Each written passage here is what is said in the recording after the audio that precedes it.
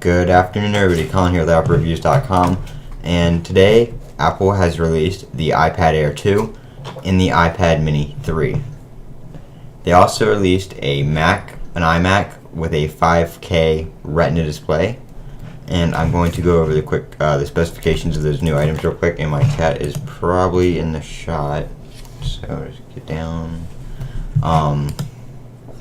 So the iPad Mini 3 now comes in silver, gold, and space gray. So they added gold. The storage sizes are 16 gigabytes, 64 gigabytes, and 128 gigabytes. That starts at $399, with the 64 gigabyte being $499 and the 128 being $599.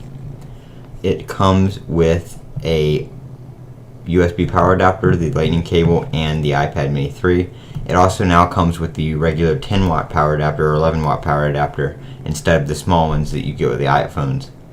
The newest addition to the iPad lineup is that they now both have Touch ID, just like the iPhone 5S and the iPhone 6 and 6 Plus.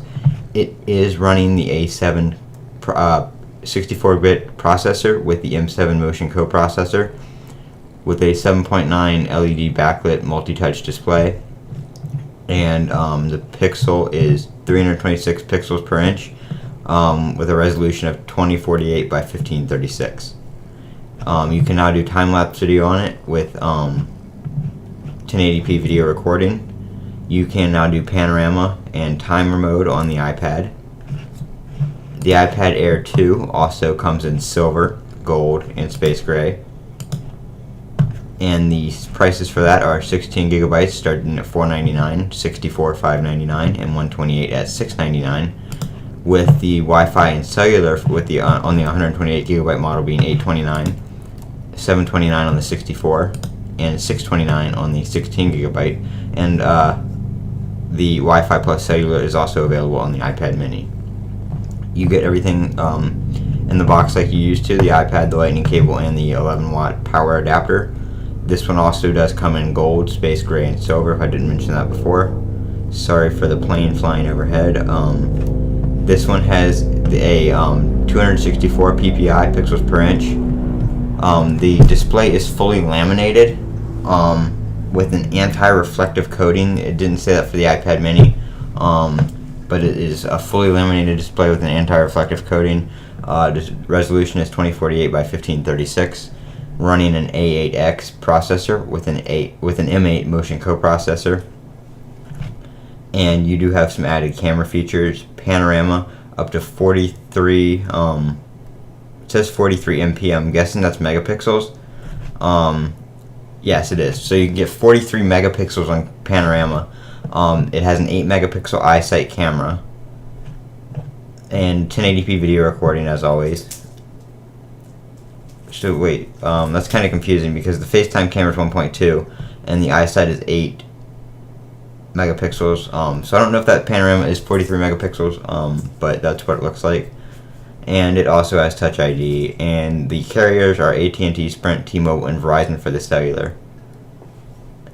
The iMac with the 5K Retina display is one size.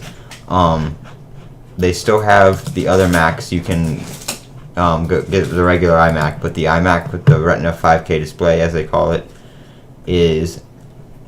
has 4 times more pixels, 14.7 million pixels to be exact, and it is available now for purchase, shipping 1 to 3 business days. It's a 27-inch, 3.5 gigahertz with Retina 5K display, an Intel Core i5, turbo boost up to 3.9 gigahertz, 8 gigabytes of RAM, 2 4 gigabyte sticks, a 1 terabyte Fusion drive, and an AMD Radeon R9 M290X with 2 gigabytes of video memory. And you can also upgrade this to an Intel Core i7 for an extra $250. You can bump up your RAM to 16 gigabytes for $200 or 32 gigabytes for $600. You can get a 3 terabyte Fusion drive for $150, 256 gigabytes of flash storage for the same price as a 1 terabyte Fusion drive, 512 of flash storage for an extra $300, and 1 terabyte of flash storage for an extra $800. You can bump up your graphics to an AMD Radeon R9 M295X 4 gigabytes of video RAM for an extra $250. And you can also get a USB super drive for $79 since this does not include a disk drive. So that is the iMac with the 5K Retina display, and those are the new iPads that were just announced today during Apple's event. This has been Colin with iOp Reviews. Thanks for watching. Have a great day.